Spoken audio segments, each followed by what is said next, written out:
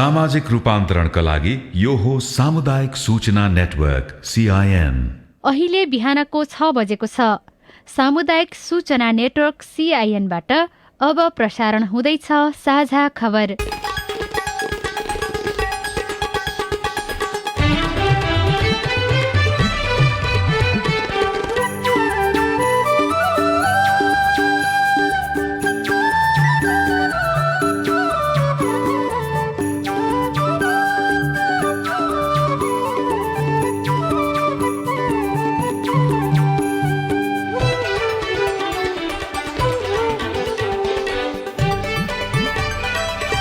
शुभ प्रभात। यो CIN को साझा खबर हो। सीता शर्मासँगै लील प्रकाश चन्दको तपाईलाई स्वागत छ। सामुदायिक रेडियोबाट देशैभरि एकैसाथ प्रसारण भइरहेको साझा खबर CIN खबर.com र मोबाइल एप CIN बाट पनि सुन्न सकिन्छ।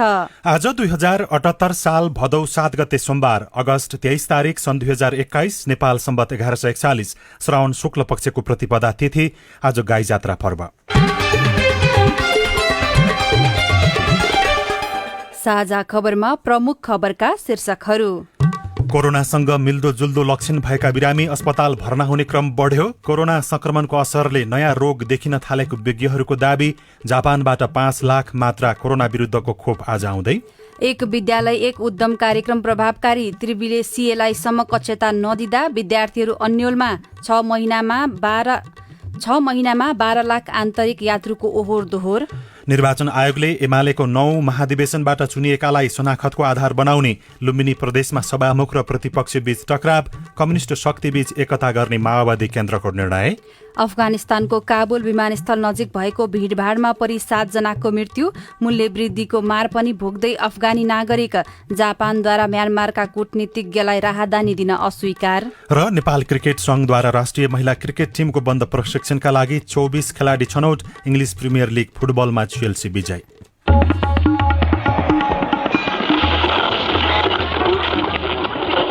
सयौं रेडियो, हजारौं रेडियो कर्मी र करोडौं नेपालीको माझमा यो हो सामुदायिक सूचना नेटवर्क CIN। साझा खबरको सबैभन्दा सुरुमा कोरोनासँग मिल्दोजुल्दो लक्षण भएका बिरामी अस्पताल भर्ना हुन थालेसँगै स्वास्थ्य मन्त्रालयले सचेत रहन आग्रह गरेको प्रसंग। नेपालमा कोरोना महामारीसँगै भाइरल ज्वरो, इन्फ्लुएन्जा, फ्लूका बिरामीहरू अस्पताल आउने क्रम बढेपछि सरकारले सबैलाई सचेत रहन आग्रह गरेको छ। पछिल्लो समय नेपालमा दैनिक कोरोना संक्रमित थपिनेको संख्या घटेको तर भाइरल ज्वरो लगायतका बिरामीहरू अस्पताल आउने क्रम बढेको स्वास्थ्य तथा जनसंख्या मन्त्रालयले जनाएको छ। मन्त्रालयका अनुसार अहिलेको समय भाइरल ज्वरो, इन्फ्लुएन्जा लगायतका स्वास्थ्य समस्या देखिने भएकाले कोरोना संक्रमितको संख्यामा कमी आएको हो। स्वास्थ्य सेवा अन्तर्गतको इपिडेमियोलोजी तथा रोग नियन्त्रण महाशाखाका प्रमुख डाक्टर कृष्ण प्रसाद पौडेलले CINसँग कुराकानी गर्दै कोरोना जस्तै लक्षणहरू मिल्दोजुल्दो भएकाले नेपालका विभिन्न अस्पतालमा भाइरलका बिरामी बढेको बताउनुभयो। स्वास्थ्य कर्मी र चिकित्सकको सल्लाह बमोजिम टेस्ट गर्ने हो र सरकारी स्वास्थ्य संस्थामा कोभिडको परीक्षण निशुल्क नै हुन्छ। उहाँलाई परीक्षणलाई केही समस्या भएन। यदि कोभिड रुल आउट गर्नुपर्ने छ भने, किनभने धेरै जसो लक्षणहरू उस्तै हुन्छ इन्फ्लुएन्जाको, फ्लूको अथवा कोभिडको, चिकित्सकहरू र स्वास्थ्य कर्मीहरूलाई कसलाई कोभिड गर्ने कसलाई गर्ने भन्नेमा उहाँहरू जानकार हुनुहुन्छ। त्यो कारणले समस्या पर्दैन। मुख्य अस्पतालहरू अलरेडी यो इन्फ्लुएन्जाको सर्भिलेन्स नेटवर्कमा छन्। इन्फ्लुएन्जा खोपको लागि चाहिँ अहिले हाम्रो के छ अवस्था? इन्फ्लुएन्जाको खोप वर्षै पछि WHO ले नर्दर्न हेमिस्फियर, साउदर्न हेमिस्फियरको कुन स्ट्रेनको फ्लू छ त्यो हेरेर डिटरमाइन गर्छ। निशुल्क त्यो खोप दिएका छैनौं। सबैलाई त्यो आवश्यक पनि नपर्ला। विशेष गरी दीर्घ रोगीहरू, मुटुको रोग भएका, मधुमेह भएका अथवा फोक्सोको कुनै दीर्घ रोगहरू भएका व्यक्तिहरूलाई चिकित्सकहरूले सल्लाह बमोजिम लगाउनुहुन्छ। विशेष गरी प्रदेश 2 मा भाइरल ज्वरो लगायतका बिरामीको संख्या बढेको भन्दै उहाँले सबैलाई लक्षण देखिना साथ अस्पताल जान पनि आग्रह गर्नुभयो। यसैबीच गत 24 घण्टामा मात्रै नेपालमा 1920 जनामा कोरोना संक्रमण पुष्टि भएको छ भने 24 जनाको मृत्यु भएको छ। यस्तै पछिल्लो 24 घण्टामा नयाँ संक्रमित थपिने भन्दा निको हुनेको संख्या बढ़िरहेको छ। गत 24 घण्टामा देशभर 2248 जना निको भएका छन्। कोरोना संक्रमण हुनु भनेको फोक्सोमा निमोनिया हुनु भन्ने बुझ्छौं, तर चिकित्सकको अनुभव तथा अध्ययनले कोरोना संक्रमण भइसकेकाहरूमा विभिन्न नयाँ रोग देखिएको पाइएको छ। चिकित्सकका अनुसार कोरोना संक्रमणको गम्भीर तथा मध्यम लक्षण भएकाहरूमा संक्रमणपछि कपाल झर्ने, मुटुको चालमा गडबडी हुने, हृदयघात, मधुमेह बढ्ने तथा अन्य स्नायु सम्बन्धी रोग लाग्ने गरेको छ। शुक्रराज ट्रपिकल तथा सरुवा रोग अस्पतालका अनुसन्धान शाखाका संयोजक डाक्टर शेरबहादुर पुनका अनुसार कोरोना सन्चो भएपछि उनीहरूमा अन्य नयाँ रोगहरू देखिएको पाइएको हो। पोस्ट कोभिड उनीहरूमा शारीरिकदेखि मानसिक समस्या समेत भएको पाइएको छ। डाक्टर पुनले भन्नुभयो, डराउने, शरीर आत्तिने, तातिने, लामो समयसम्म खोकी लाग्ने, अत्यधिक थकाइ लाग्ने, मांसपेशी दुख्ने जस्ता समस्या देखिएको पनि अध्ययनले देखाएको उहाँले जानकारी दिनुभयो। यसैबीच जापान सरकारले अनुदानमा पठाएको 5,59,000 मात्रा कोरोना विरुद्धको खोप आज काठमाडौँ आइपुग्दैछ। यसअघि गत शनिबार प्राप्त भएको 2,08,000 मात्रा र आज प्राप्त हुने खोप प्रदेश 1 र 2 मा पठाइने स्वास्थ्य मन्त्रालयको खोप महाशाखाका प्रमुख डाक्टर झलक गौतमले सीआईएनसँग बताउनुभयो। जापानले 16,14,740 मात्रा एस्ट्राजेनेका खोप उपलब्ध गराउने घोषणा यस अगाडि नै गरेको थियो। सामान्यतया विद्यालयमा हुने गतिविधि के हुन्? विद्यार्थी शिक्षक बीच पठन पाठन, अतिरिक्त क्रियाकलाप आदि धेरैको जवाफ यस्तो हुन सक्छ। तर काभ्रेको एक विद्यालयले तरकारी खेतीदेखि पशु चौपायाको उपचार, पोस्टमार्टमका काम समेत सिकाउन थालेपछि विद्यार्थी भने खुसी भएका छन्। 2 वर्ष अघि नमुना विद्यालयको रूपमा घोषणा भएको काभ्रेको नमबुद्ध नगरपालिकामा रहेको जनक माध्यमिक विद्यालयले 50 रोपनी जग्गामा तरकारी खेती गरेको छ। विद्यालयकै अग्रसरतामा 500 कुखुरा पालिएका छन्। व्यवस्थापनका लागि विद्यालयले 15 जना विद्यार्थीको समिति बनाइदिएको छ। जनक उद्यम विकास समितिका सदस्य सन्ध्या खनाल, आधुनिक ढङ्गबाट गरिएको तरकारी उत्पादनको तरिका हामीले समुदाय स्तरमा पनि जोड्दैछौँ र यसबाट चाहिँ निकै फाइदा भएको हामीले अनुभव पनि गरेका छौँ। विद्यार्थीमा सैद्धान्तिक र प्रयोगात्मक ज्ञान दिनका लागि विद्यालयले 1 वर्ष अघिदेखि तरकारी खेती अनि कुखुरा पालन गर्दै आएको छ। कुखुरालाई खोप लगाउने र मरेको कुखुराको पोस्टमार्टम पनि विद्यार्थीले नै गर्ने गर्दछन्। उनीहरूले आफ्नो घर वरपर देखा परेका पशु चौपाय सम्बन्धी जस्तै खोरेत, नाम्ले लगायतको समस्या समाधान, पहिचान र परामर्श दिने गरेका छन्। अर्का विद्यार्थी राजेन्द्र श्रेष्ठ, अहिले हामी चाहिँ यो सब्जेक्ट पढेर चाहिँ हाम्रो गाउँ समाजमा भएका केही पशुलाई देखिने समस्या समाधान गर्न सक्ने भइसकेका छौँ। विद्यालयमा पशु विज्ञान विषय अध्ययनरत विद्यार्थीको संख्या 115 रहेको छ। उत्पादन भएका टमाटर तथा अन्य तरकारी केही विद्यालयबाटै बिक्री हुन्छ भने केही बजारमा लगेर बेच्ने गरिएको छ। आगामी दिनमा भैँसी पालन गर्ने योजना सुनाउँदै जनक उद्यम विकासका अध्यक्ष विवेक पकुवाल, विस्तार गर्दै जाने योजनामा छौँ। जस्तै भैँसी पालन सुरुवात गर्ने, साथै ब्रोइलर कुखुरा पालनलाई बढाउने, तरकारी खेतीलाई निरन्तरता दिँदै बढाउने जस्ता कार्यक्रमहरू रहेका छन्। बागमती प्रदेश सरकारले सुरु गरेको एक विद्यालय एक उद्यम कार्यक्रम अन्तर्गत जनक माध्यमिक विद्यालयमा पशुपन्छी तथा तरकारी कार्यक्रम गरिएको हो। विद्यालयका प्रधानाध्यापक प्रदीप पोखरेल, कुखुरा पालन र तरकारी खेती गरिरहेका छौँ। विद्यार्थीहरूले परियोजना कार्य गर्न पनि पाउन्, साथै चाहिँ प्र्याक्टिकलका कामहरू यहीँ गराउन पाइयोस्, उनीहरूले सिपै पनि प्राप्त गरून्। बागमती प्रदेशको 6 लाख विद्यालयको 1 लाख अनुदान र सिप्रेड नामक संस्थाको प्राविधिक सहयोगमा कृषि तथा पशुपन्छी पालन कार्यक्रम सुरु गरिएको हो। शोभा हुमगाई, सीआईएन रेडियो रोसी, भकुण्डे बेसी, काभ्रे पलाञ्चोक। अब राजनीतिक प्रसंग। निर्वाचन आयोगले एमालेको 9 महाधिवेशनबाट चुनिएको केन्द्रीय समितिबाट शनाखत गर्ने भएको छ। निर्वाचन आयोगका प्रवक्ता राजकुमार श्रेष्ठले जारी भएको नयाँ अध्यादेश अनुसार नै नियमावली बन्ने भएको हुँदा आयोगले त्यसै अनुसार काम अगाडि बढाउने बताउनुभयो। एमालेको तेस्रो धार भने अध्यक्ष केपी शर्मा ओलीसँग सशंकित देखिएको छ। एमालेका तेस्रो तहका केही नेताहरूले 10 बुँदे सहमतिलाई पूर्ण रूपमा कार्यान्वयन गर्न नेतृत्वलाई दबाव दिएका छन्। भोलिसम्म 10 बुँदे सहमति कार्यान्वयन नभएको खण्डमा पार्टी एक नरहने चेतावनी उनीहरूले केही दिन अगाडि दिइसकेका छन्। यसअघि कार्यदलमा रहेका नेताहरूले दिएको यो समयसीमा सहितको चेतावनीलाई अध्यक्ष केपी शर्मा ओली पक्षले औचित्यहीन र जवाब दिन नपर्ने टिप्पणी गरेको छ। तर 10 बुँदे सहमति कार्यान्वयन गरेर भए पनि पार्टीलाई एक बनाउनु पर्ने बारेमा भने ओली पक्षका नेताहरू पनि सहमत देखिएका छन्। यद्यपि अध्यक्ष ओलीले 14 जना सांसदलाई गरेको कार्यवाही फिर्ता नहुने यसअघि नै बताइसक्नु भएको छ। लुम्बिनी प्रदेशमा सांसद कारवाहीको विषयलाई लिएर प्रदेशसभा सचिवालय र प्रमुख प्रतिपक्षी दल नेकपा एमाले बीच विवाद बढेको छ। प्रमुख प्रतिपक्षी दल नेकपा एमाले लुम्बिनी प्रदेश सभाका सांसदहरू अजय शाही र विमला कुमारी खत्री ओलीलाई पदमुक्त नगरेसम्म संसद चल्न नदिने चेतावनी दिएको छ। एमाले दलको व्हिप उल्लंघन गरेको भन्दै शाही र ओलीलाई कारवाही गर्न प्रदेश सभा सचिवालयमा पत्र दिएको थियो, तर सभामुख पूर्ण बहादुर घरतीले उनीहरूलाई कारवाही गर्न नमिल्ने जवाफ दिनुभएको थियो। त्यसपछि हिजो पत्रकार सम्मेलन गरी एमाले संसदीय दलले सभामुखले संसदीय मूल्य मान्यता विपरीत स्वेच्छाचारी र निरङ्कुश व्यवहार देखाएको भन्दै सांसद शाही र ओलीलाई कारवाही नगरेसम्म संसद चल्न नदिने बताउनु भएको हो। सीआईएनसँग कुराकानी गर्दै प्रमुख सचेतक भूमेश्वर ढकालले ओली र शाहीलाई प्रदेश सभा सदस्यबाट निष्कासन नगर्दासम्म संसद चल्न नदिने बताउनुभयो। उनीहरूलाई चाहिँ सांसद पदबाट निष्कासन गर्न मैले सक्दिनँ भनेर जुन खालको चाहिँ एउटा गैर जिम्मेवारी कुरा गर्नुभएको छ, खास गरी संसद मर्यादा, त्यो कुर्सीको मर्यादा, सभामुखको मर्यादा विपरीत एउटा पार्टी नेकपा माओवादीको कार्यकर्ताले जसरी नेकपा माओवादीको चाहिँ पार्टीको चाहिँ उर्दी मान्ने गरी उहाँले जुन व्यवहार गर्नुभएको छ त्यो बेठिक छ। त्यस्तो गर्न पाइँदैन भनेर हामीले पत्रकार सम्मेलन गरेका छौँ र हामीले भनेका छौँ जबसम्म चाहिँ ती 2 जना मान्नेहरूलाई चाहिँ प्रदेशसभा सदस्यबाट निष्कासन हुँदैन तबसम्म हामीले हाम्रो आन्दोलनलाई चाहिँ जारी राख्छौँ भनेर हामीले जानकारी दिएका छौँ।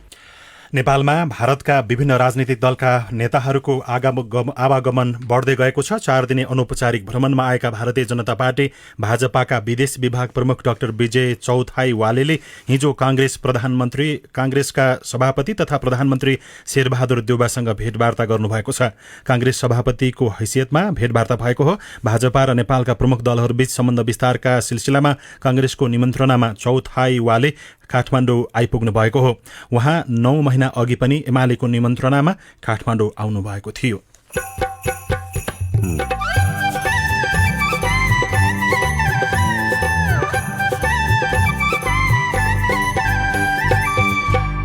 सामुदायिक सूचना नेटवर्क सीआईएन मार्फत देशभरि प्रसारण भइरहेको साझा खबरमा बिजुली बस सञ्चालन गर्ने सरकारको योजना कार्यान्वयनमा ढिलाइ।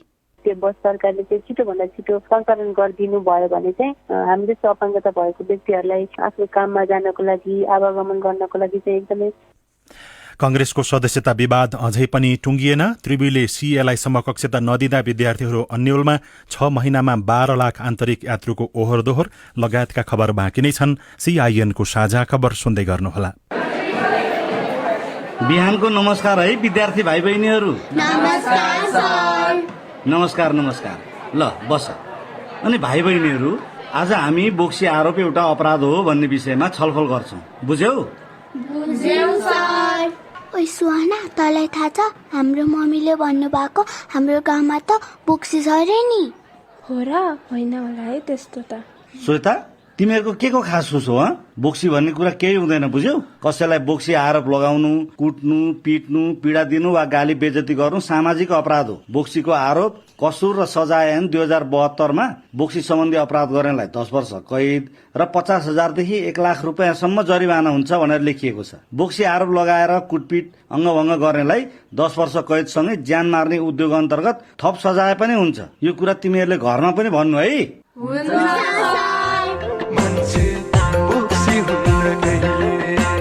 यूएनओडीसी को सहकार्यमा महान्यायाधिवक्ताको कार्यालय। तपाईले सीआईएनको साझा खबरका मुख्य शीर्षकहरू नेपाल टेलिकमको सिम भएको मोबाइल नम्बरबाट पटक पटक जुनसुकै बेला निशुल्क सुन्न सक्नुहुन्छ। 32100 डायल गर्नुहोस् र दैनिक समाचार, स्वास्थ्य, कोभिड-19, कृषि, मौसम, प्रकोप र अधिकारका बारेमा पनि निशुल्क सुन्नुहोस्।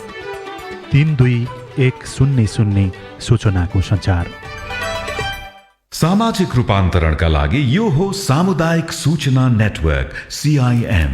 तपाईँ अहिले देशभरिका सामुदायिक रेडियो CIN खबर.com र मोबाइल एप CIN-बाट एकैसाथ साझा खबर सुन्दै हुनुहुन्छ। अब बाँकी खबर। नेकपा माओवादी केन्द्रले सबै कम्युनिष्ट शक्तिहरूबीच एकताका लागि वार्ता र आवश्यक पहल थाल्ने बताएको छ। हिजो बसेको माओवादी केन्द्रको स्थायी कमिटिको बैठकले सबै कम्युनिष्ट पार्टीसँग एकता गर्न वार्तासहित आवश्यक पहल थाल्ने निर्णय गरेको हो। बैठकपछि CIN-सँग कुराकानी गर्दै माओवादी केन्द्रका नेता देवेन्द्र पौडेलले भन्नुभयो, पार्टीको राष्ट्रिय सम्मेलनसम्म वाडादेखि स्थानीय तहका पालिका र नगरपालिका र गाउँपालिकादेखि प्रदेशको सम्मेलन हुँदै राष्ट्रिय सम्मेलन भव्य रूपमा सम्पन्न गर्ने, त्यसको निम्ति केन्द्रीय सदस्यहरूको टोटल कार्यविभाजन हामीले टुङ्गाएका छौँ। प्रदेशले नै जिल्लाका संयोजकहरू प्रदेशले टुङ्गाउनेछ र एउटा शक्तिशाली बलियो चाहिँ पार्टी बनाएर लिएर जाने र अरू कतिपय विचार मिल्ने पक्षहरूसित पनि सहकार्य गर्दै तालमेल गर्दै कतिपय एकतामा आएका र आउन चाहनेहरूलाई समेट्दै एउटा शक्तिशाली पार्टी बनाउने गरी अब अगाडि बढ्नुपर्छ भन्ने कुराको निष्कर्षसहित बैठक सकियो। पार्टीलाई विधिसम्मत रूपमा अघि बढाउने तथा वडादेखि पालिकासम्मको संगठनलाई सुदृढीकरण र एकताबद्ध गराउन अघि बढ्ने निर्णय भएको छ।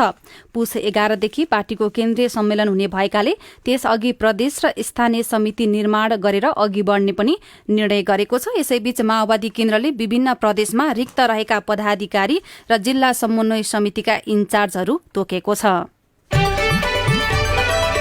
संयुक्त वक्तव्य निकाल्दै किसानहरूले चिनी मिल र अन्य व्यापारीहरूलाई बेचेको उखुको भुक्तानी बापतको प्राप्त गर्नुपर्ने सबै रकम ब्याज तथा हर्जना समेत एकमुष्ट रूपमा प्रदान गर्न माग गरेका छन्।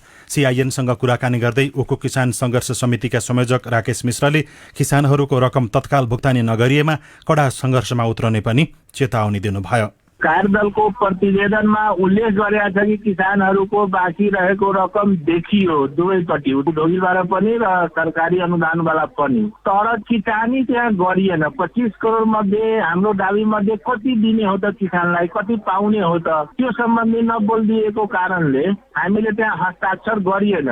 सरकारको भनाइ के छ भने योलाई 50 दिनको समय दिनुहोस्, 35 दिन प्रत्येक जिल्ला प्रशासन कार्यालयबाट एउटा सूचना प्रकाशित गर्न लगाउँछु र त्यो सूचना प्रकाशित गरेर निवेदन आह्वान गर्छु कि किसानको कति कति बाँकी रहन गयो, त्यो रकम र त्यसलाई 15 दिन क्रस चेकिङमा लिन्छु, मिलबाट चाहिँ क्रस चेकिङ गर्ने र त्यतिखेर चाहिँ यकिन गरेर रकम भन्छु। हामीले के भनेको थियो भने उद्योग मन्त्रालयले जिम्मा लिएको थियो, उद्योग मन्त्रालयको संयोजकत्वमा अर्थ मन्त्रालय, कृषि मन्त्रालय, गृह मन्त्रालय सम्मिलित कमिटी छ, प्राविधिक कमिटी, त्यसले छिनोफानो गर्ने हामीसँग सम्झौताको बेला भनियो। अहिले आएर फेरि जिल्ला प्रशासनमा लगेर फेरि 2 महिनाको समय थप गर्न लगाएर यो किसानहरूलाई अल्मल्याउने र आन्दोलनको जुन स्पिरिट छ त्यसलाई सामसुम पार्ने षड्यन्त्रको रूपमा यसलाई हामीले लिएका छौँ र बुझेका छौँ।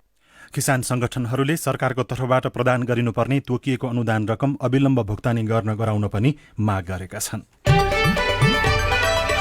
अब आज प्रकाशित पत्र पत्रिकाको खबर। हामीले नयाँ पत्रिका दैनिकमा भित्री पृष्ठमा त्रिवीले सीएलाई दिएन समकक्षता, विद्यार्थी अन्यलमा शीर्षकमा छापिएको खबरलाई लिएका छौं। त्रिभुवन विश्वविद्यालयले भारतबाट सीए पास गरेकालाई स्नातक तहको समकक्षता र इन्दिरा गान्धी राष्ट्रिय खुल्ला विश्वविद्यालयको डिग्रीलाई मान्यता नदिएपछि विद्यार्थीहरू अन्यलमा परेका छन्। यसअघि त्रिवीले सीए पास गरेका र इन्दिरा गान्धी खुल्ला विश्वविद्यालयबाट ब्याचलर इन कमर्स गरेकालाई स्नातकोत्तर को मान्यता दिएकाले यसलाई निरन्तरता दिनुपर्ने विद्यार्थीहरूले माग गरेका छन्।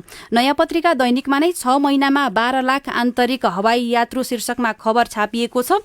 कोभिड महामारी बीच आन्तरिक हवाई यात्रुहरू उल्लेख्य बढेका छन्। सन् 2021 को पहिलो 6 महिनामा त्रिभुवन अन्तर्राष्ट्रिय विमानस्थल भएर 12,10,000 यात्रुले मुलुकका विभिन्न गन्तव्यमा यात्रा गरेका छन्। उक्त समयमा 24,000 आन्तरिक हवाई उडान मार्फत 5,95,000 यात्रु काठमाडौँ उपत्यका भित्रिएका छन् भने 6,14,000 काठमाडौँबाट बाहिरिएका छन्।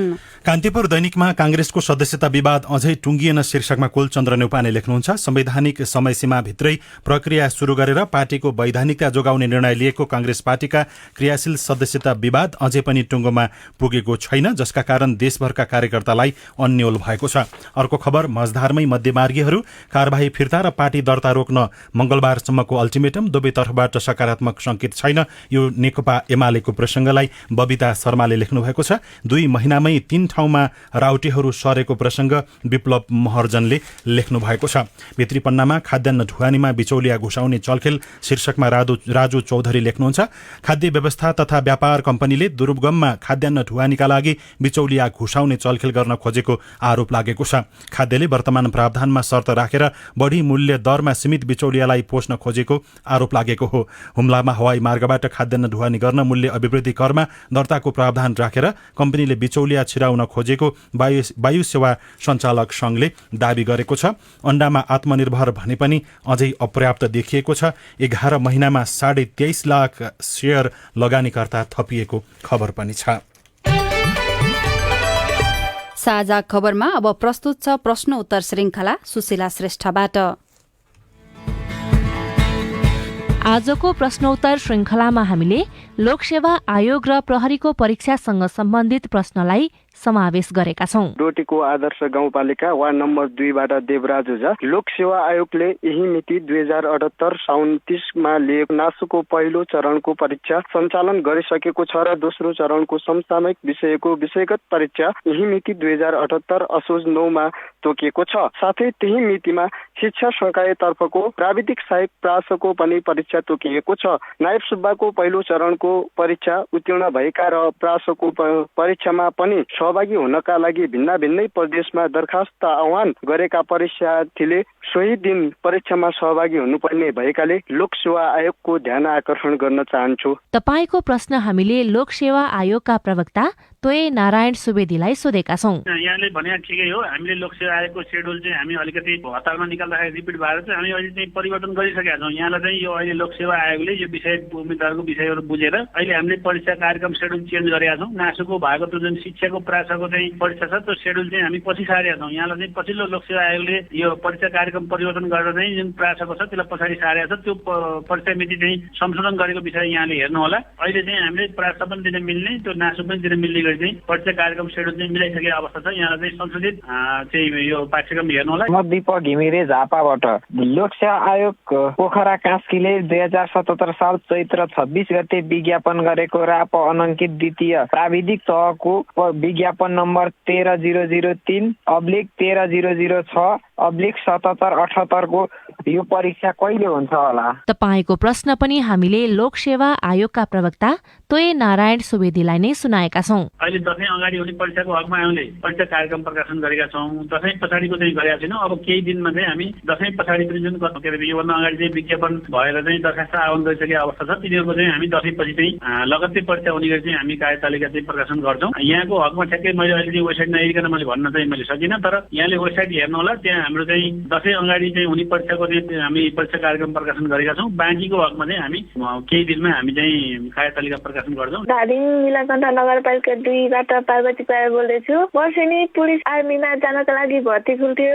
यो पाली कोरोना संक्रमणको कारणले भर्ती खुल्ला कि नखुल्ला यो प्रश्नको जवाफ पाए आभारी हुने थिए। जवाफ दिँदै हुनुहुन्छ आयोगका प्रवक्ता तोय नारायण सुवेदी। प्रहरीको भरमा खुल्छ। यो प्रहरीको हामी चाहिँ यो शेड्युल हाम्रो चाहिँ लोकसेवा आयोगको कार्यतालिकामा हाम्रो पहिले विज्ञापन हुने भनेर भनेको छ। सुरक्षा निकायतिर जनशक्ति चाहिने नै हुन्छ। हामीलाई चाहिँ छिटो पदपूर्ति गरिदिनु पर्यो भनेर चाहिँ हामीलाई रिक्वेस्ट आइरहेको अवस्था छ। विज्ञापन चाहिँ टाइममै हुन्छ। यहाँले तयारी गरेर आफ्नो पढ्ने कुराहरू पनि र फिजिकल पनि तयारी गरेर बस्दा हुन्छ। मेरो प्रश्न के छ भने हाम्रो यो प्रहरी जवानको रिजल्ट आएको छैन, यो कहिलेसम्म आउँछ होला भनेर मैले बुझ्न खोजेको छ। म डलधरा जिल्ला अझै मेरो गाउँपालिका वडा नम्बर 6 देखि ओम प्रकाश पन्त हो। प्राविधिक प्रहरीमा इन्टरभ्यू यही साउन 22 गते दिएका थियौं। नतिजा कहिले आउँछ होला? तपाईहरू दुवैजनाको प्रश्न हामीले प्रहरी प्रधान कार्यालयका प्रवक्ता बसन्त बहादुर कुँवरलाई सुनाएका छौं। प्रहरी जवान, प्राविधिक जवान र प्रहरी सहायक निरीक्षकको जाँच भइसकेको थियो। इन्टरभ्यू भएर अब परिणाम प्रकाशन गर्ने अवस्थामा छ। प्राविधिक प्रहरीहरूको त भइसकेको अवस्था छ। सम्भवतः अर्को हप्ता यो प्रहरी जवानको चाहिँ अन्तिम परीक्षाको चाहिँ परिणाम निस्कन्छ र 15 गतेसम्म प्रहरी सहायक निरीक्षकको पनि निस्कने सम्भावना छ। त्यो हिसाबले परीक्षा समितिले काम गरिरहेको अवस्था छ। तपाईँ जुनसुकै बेला हाम्रो टेलिफोन नम्बर 0152600646 मा फोन गरेर प्रश्न, विचार, गुनासो तथा प्रतिक्रिया रेकर्ड गर्न सक्नुहुन्छ। साझा खबरमा अब विदेशको खबर। काबुल विमानस्थल नजिकै भएको अव्यवस्थित भीड़ र भागदौड़का कारण कम्तीमा 7 अफगान नागरिकको मृत्यु भएको बेलायती रक्षा मन्त्रालयले दावी गरेको छ। हजारौं मानिसले देश छाडेर भाग्ने प्रयास गर्दा विमानस्थल वरपर ठूलो भीड़ लाग्ने गरेको र अव्यवस्थाका बीच 7 अफगान नागरिकको मृत्यु भएको बताइएको छ। अफगानी नागरिकहरूले राजधानी शहर काबुलमा वस्तुको मूल्यमा व्यापक वृद्धि भोग्नु परेको छ भने बैंकिङ सेवा ठप्प भएको छ। गत हप्ता तालिबान समूहले देशव्यापी कब्जा जमाएपछि त्यहाँ देखिएको अनिश्चितताको फाइदा उठाउँदै व्यापारीहरूले वस्तुको मूल्यमा व्यापक वृद्धि गरेका छन्। र जापानले म्यानमारको सैन्य सरकारद्वारा नियुक्त 2 कूटनीतिज्ञलाई राहदानी दिनका लागि गरिएको अनुरोधलाई अस्वीकार गरेको छ। म्यानमारको सेनाले जापानी अधिकारीलाई उनीहरूका लागि भिसा जारी गर्न अनुरोध गरेको छ, जबकि टोकियोले मार्चमा सैनिक कुपपछि हटाइएको हुनिएका म्यानमारका 2 कूटनीतिज्ञलाई मान्यता दिइराखेको छ। साझा खबरमा अब खेल खबर। नेपाल क्रिकेट संघ क्यानले राष्ट्रिय महिला क्रिकेट टीमको प्रारम्भिक चरणको बन्द प्रशिक्षणमा 24 खेलाडी चयन गरेको छ। विश्वकप छनौटमा सहभागी हुने राष्ट्रिय टीमका लागि क्यानले 24 खेलाडीलाई प्रारम्भिक रूपमा चयन गरेको हो। क्यानका सचिव अशोकनाथ प्याकुरेलका अनुसार बन्द प्रशिक्षणमा रुबिना छेत्री सहित काजल श्रेष्ठ, इन्दु वर्मा, अप्सरी बेगम, रोमा थापा, शबनम राई, संगीता राई, सरस्वती चौधरी लगायत रहनु भएको छ। प्रतियोगिता नोभेम्बरमा मलेसियामा सञ्चालन हुने बताइएको छ। र इङ्ग्लिस प्रिमियर लिग फुटबलमा चेल्सी विजय भएको छ। गैराती भएको खेलमा चेल्सीले आर्सेनललाई 2-0 गोल अन्तरले पराजित गरेको हो। चेल्सीलाई जित दिलाउन रोमेलु लुकाकु र रिस जेम्सले 1-1 गोल गर्नु भएको थियो। बिजुली बस सञ्चालन गर्ने सरकारको तयारी कहाँ पुग्यो? रिपोर्ट, स्वस्थ जीवनशैली सम्बन्धी सन्देश, अरू खबर र कार्टुन पनि बाँकी नै छ। CIN को साझा खबर सुन्दै गर्नुहोला। बेला बेलामा सरकारले तपाईँको मास्क खै अभियान चलाउँछ, तर फेरि सेलाउँछ। अनुगमन किन नगर्नु भएको हो? कतिपय बालबालिकाहरूलाई कोभिड लागेर पनि लक्षण नदेखिनेको भइसकेको हुन्छ भन्ने सुनेको छु। के बालबालिकालाई कोरोना लागेर पनि लक्षण नदेखिने हुन्छ हो? के तपाईको पनि कोभिड बारे यस्तै जिज्ञासाहरू छन्? कसलाई भन्ने, कहाँ सोध्ने, मनमा यस्तै लागेको छ? आउनुहोस्, कोभिड बारे बालबालिकाको चासो अब हाम्रो पालोमा। कोभिड पछि घरको बसाई, बाल मस्तिष्कमा पर्ने प्रभाव, बाल मनोविज्ञानका सवाल, कोभिडमा बाल सुरक्षा र कोभिड विरुद्धको खोप लगायत तपाईलाई लागेको विषयमा हाम्रो IVR नम्बर 01 52 60 646 मा प्रश्न रेकर्ड गराउनुहोला। हामी हाम्रो पालो मार्फत देशैभरिका सामुदायिक रेडियोमा प्रसारण गर्नेछौँ। नेपाल सरकार, स्वास्थ्य तथा जनसङ्ख्या मन्त्रालय, राष्ट्रिय स्वास्थ्य शिक्षा सूचना तथा सञ्चार केन्द्र, सेभ द चिल्ड्रेन र CIN को प्रस्तुति हाम्रो पालो। सामाजिक रूपान्तरणका लागि यो हो सामुदायिक सूचना नेटवर्क CIN। साझा खबरमा अब बिजुली बस सञ्चालनको प्रसंग। सरकारले विद्युतीय सवारी साधनलाई प्राथमिकतामा राख्ने निर्णय गरिसकेको छ। सरकारले आर्थिक वर्ष 2077-78 मा नै देशभर 20% विद्युतीय सवारी साधन सञ्चालन गर्ने लक्ष्य राखेको थियो, तर सो अनुसार कार्यान्वयनमा आउन सकेको छैन। तत्कालीन प्रधानमन्त्री केपी शर्मा ओलीले 2075 कार्तिक 6 गते विद्युतीय बसको उद्घाटन गर्दै अब विद्युतीय सवारी साधनलाई प्राथमिकतामा राख्ने बताउनु भएको थियो। सोही अनुसार सरकारले केही निर्णयहरू पनि गर्यो, तर विद्युतीय बस खरिद र सञ्चालनको विषय हाल सरकारको प्राथमिकतामा छैन। वातावरण मैत्री हुने भएकाले सर्वसाधारण भने विद्युतीय बसलाई प्राथमिकतामा राख्नुपर्ने बताउँछन्। ललितपुर महानगरपालिका 7 का दुर्गा बहादुर श्रेष्ठ। हाम्रो स्वास्थ्यले पनि फाइदा हुने भयो। पेट्रोलियम पदार्थमा भन्दा पनि भाडामा हैन कम चाहिँ होला जस्तो मलाई लाग्छ, हुनुपर्छ। पुराना सवारी साधन सञ्चालन गर्दा निस्कने प्रदूषणले मानिसको स्वास्थ्यमा प्रत्यक्ष असर पुगिरहेको छ, वातावरण पनि प्रदूषित भइरहेको छ। त्यसैले अबको विकल्प विद्युतीय सवारी साधन नै हो। अपाङ्गतामैत्री विद्युतीय बस सरकारले चाहिँ छिटोभन्दा छिटो सञ्चालन गरिदिनु भयो भने चाहिँ हामी जस्तो अपाङ्गता भएको व्यक्तिहरूलाई आफ्नो काममा जानको लागि, आवागमन गर्नको लागि चाहिँ एकदमै सहज हुने थियो। सडकमा विद्युतीय बस नगुडे पनि सरकारले नीति कार्यक्रममा भने यो विषय छुटाएको छैन। आर्थिक वर्ष 2076-77 को बजेटमा विद्युतीय सवारीको प्रयोगलाई देशव्यापी बनाउने उल्लेख थियो भने 2077-78 2070को बजेटमा विद्युतीय सवारी चार्जिङ स्टेशन स्थापना गर्ने भनिएको थियो। चालू आर्थिक वर्षको बजेटमा पेट्रोलियम पदार्थबाट सञ्चालित सवारी साधनलाई विद्युतीयमा रूपान्तरण गर्न प्रोत्साहन गर्ने र 2088 सम्ममा पेट्रोलियम पदार्थबाट चल्ने सवारी साधनलाई विद्युतीय सवारीले विस्थापित गर्ने उल्लेख छ। बजेट वक्तव्यमा समेटिए अनुसारको काम व्यवहारमा किन लागू भएको छैन? यातायात व्यवस्था विभागका महानिर्देशक नमराज घिमिरे। भन्सारमा सहुलियत दिने कुरा, उसको लागि अरू चाहिँ ट्याक्सहरूमा सहुलियत दिने कुरामा नेपाल सरकारको नीति बजेटमा पनि आइसकेको छ। त्यो सधैँ छ। सरकारले आफैले बस खरिद गर्ने पनि होइन, सरकारले आफै बस खरिद गर्नको लागि कसैलाई अनुदान दिने पनि होइन। सरकारले विद्युतीय बस खरिद गर्न शेयर लगानीका रूपमा साझा यातायात सहकारी संस्थालाई 2076 असार 30 गते 3 अर्ब रुपैयाँ उपलब्ध गराएको थियो।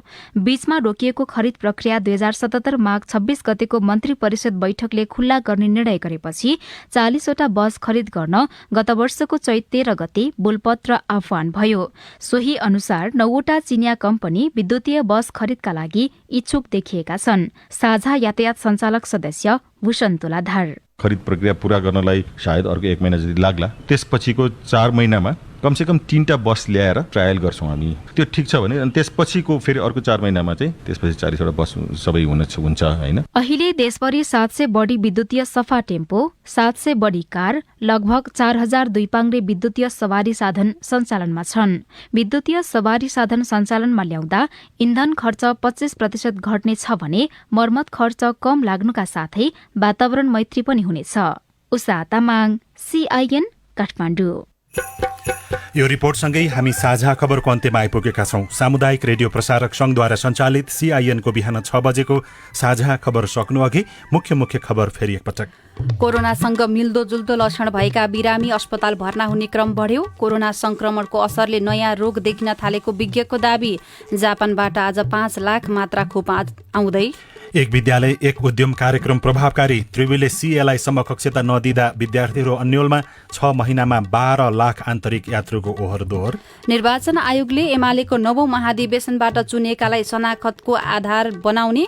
लुम्बिनी प्रदेशमा सभामुख र प्रतिपक्षबीच टकराव। अफगानिस्तानको काबुल विमानस्थल नजिक भएको भिडभाड र भागदौडमा परि 7 जनाको मृत्यु। मूल्य वृद्धिको मार पनि भोग्दै अफगानी नागरिक। जापानद्वारा म्यानमारका कूटनीतिज्ञलाई राहदानी दिन अस्वीकार। र नेपाल क्रिकेट संघद्वारा राष्ट्रिय महिला क्रिकेट टिमको बन्द प्रशिक्षणका लागि 24 खेलाडी छनौट। साझा खबरको अन्त्यमा कार्टुन हामीले कान्तिपुर दैनिकमा अबिनले बनाउनु भएको गजब छब्बा शीर्षकको कार्टुनलाई लिएका छौं। यहाँ भिडभाड देखिएको छ। ठूला टाउको र भुँडी भएका व्यक्तिहरू केही कुराकानी गरिराखेको जस्तो देखाइएको छ। माथिपट्टि एमालेको एउटा बोर्ड जस्तो लेखिएको छ र ती नेताहरूको बीचमा कुराकानी भइरहेको छ। एमालेका नेताहरू को कतिखेर कुन कितामा कुन गुटमा लाग्छन् अहिले कुनै भन्न सकिने अवस्था छैन। नेताहरूको बीच कुरा भइरहेको छ। तल चाहिँ यस्तो लेखिएको छ, म बिहान उतापट्टि, दिउँसो यतापट्टि अनि उतापट्टि, भर्खर यतैपट्टि, अहिले चाहिँ भन्न सकिन्न। हवस् त प्राविधिक साथी सुनिल राज भारतलाई धन्यवाद। अहिलेलाई लील प्रकाश चन्द्र, सीता शर्मा बिदा भयौं। तपाईको आजको दिन शुभ होस्। नमस्कार। यसपछि देशभरिका सामुदायिक रेडियोबाट कार्यक्रम जीवन रक्षा प्रसारण हुनेछ। सुन्ने प्रयास गर्नुहोला।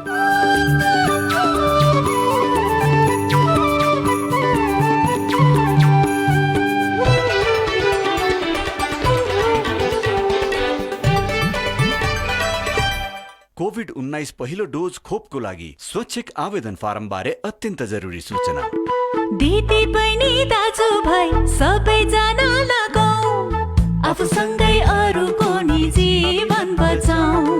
संक्रमण कम गर्ने सजिलो छ बाटो, कोभिडको खोप लगाउन दर्ता गरौँ छिटो।